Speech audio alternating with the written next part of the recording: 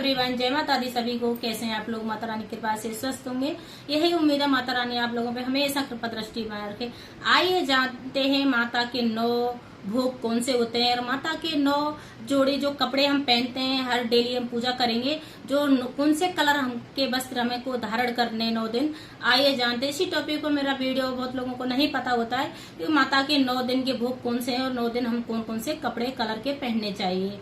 सबसे पहले आता है माता के 9 भोग। इलायची और लौंग सबसे सर्वश्रेष्ठ है, इस बात का विशेष ध्यान। जो भी भोग लगा रहे हैं उसमें इलायची और लौंग का जरूर शामिल कर लें। माता के भोग में कोई भी भोग हो। अब आता है कि हमें जो पहला दिन होता है, पहले दिन हमें माता रानी शैलपुत्री की पूजा होती है और हमें पीले रंग का वस्त्र धारण करना होता है। जो शैलपुत्री माता की पूजा होती है उस दिन हमें पीले रंग का वस्त्र धारण करना है। और उनका जो भोग होता है, प्रिय भोग है घी। तो शैलपुत्री माता को घी का भोग लगाना है और उसमें लौंग और इलायची जरूर लगाएं। पान का पत्ता लेके माता को भोग में जरूर दें। अब आता है दूसरी जो माता होती हैं, दूसरा दिन ब्रह्मचारिणी माता का दिन होता है। और कौन से कलर का वस्त्र धारण करना, उस दिन हरे रंग की साड़ी पहननी है या हरे रंग कलर का सूट भी पहन सकते हैं। साड़ी होती है सबसे बेस्ट होती है।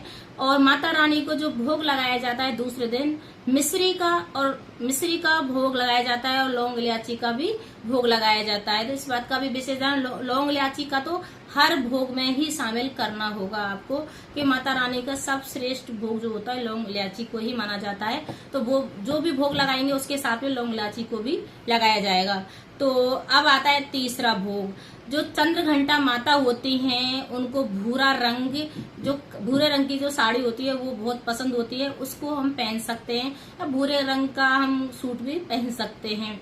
और माता रानी को तीसरे दिन जो हमें भोग लगाया जाता है चंद्र घंटा माता को, दूध से बनी मिठाई या दूध का भी भोग लगा सकते हैं, या खोवा के लड्डू बना के भी घर में या दुकान से भी सफेद कलर की जो मिठाई आती है उसका माता रानी को भोग लगा सकते हैं। अब आता है कि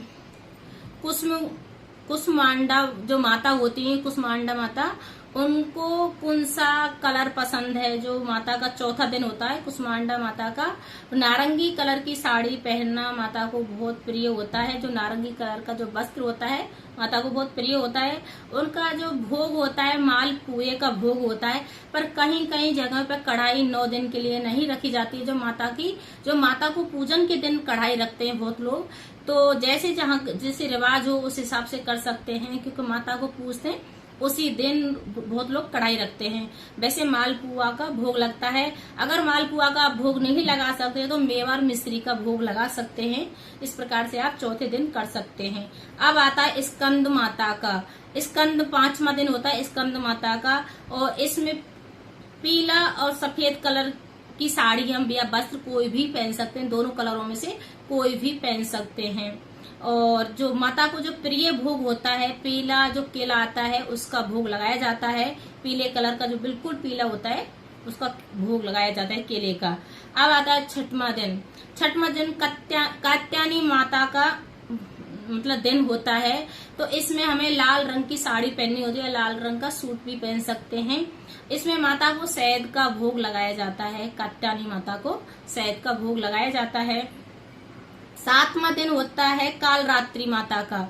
और जो कालरात्रि माता होती हैं तो वैसे ही वो माता का जो नाम ही कालरात्रि माता का नाम है, तो उसमें आसमानी कलर की साड़ी पहनी जाती है और या आसमानी कलर का वस्त्र कोई भी धारण कर सकते हैं, और जो ब्लू कलर की होती है इस हिसाब से। और माता का जो भोग होता है प्रिय भोग कात्यायनी माता का, कालरात्रि माता का गुड़ का भोग लगाया जाता है। कालरात्रि माता को गुड़ का भोग लगाया जाता है। अब आता है 8वां दिन महागौरी माता का। जो माता गौरी है उनका दिन आता है 8वां दिन। तो माता रानी को जो गौरी माता है उनको नारियल का भोग लगाया जाता है अष्टमी के दिन। सब लोग अष्टमी के दिन मंदिरों में जाते हैं, नारियल तोड़ के आते हैं, माता को भोग लगा के आते हैं। अष्टमी के दिन नारियल चढ़ाते हैं और श्रृंगार चढ़ाना चाहिए माता रानी को अष्टमी के दिन। और फिर आता है 9वां दिन। तो 9वें दिन कौन सी माता की पूजा होती है?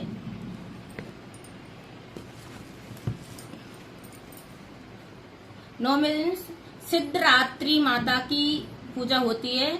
तो उस दिन बैंगनी कलर की साड़ी पहन सकते हैं या सूट पहन सकते हैं, और भोग में चना और हलवा पूड़ी खीर का भी भोग लगाया जाता है। जो लास्ट दिन होता है, जो सिद्धरात्रि जो माता होती हैं उनका भोग में हम हलवा पूड़ी चने खीर और इसका भोग लगाया जाता है। अगर मेरी वीडियो अच्छी लगे तो लाइक करें, शेयर करें, कमेंट करें, सब्सक्राइब करें। हर हर महादेव कमेंट में जरूर लिखें। श्री माता जय माता दी सभी को।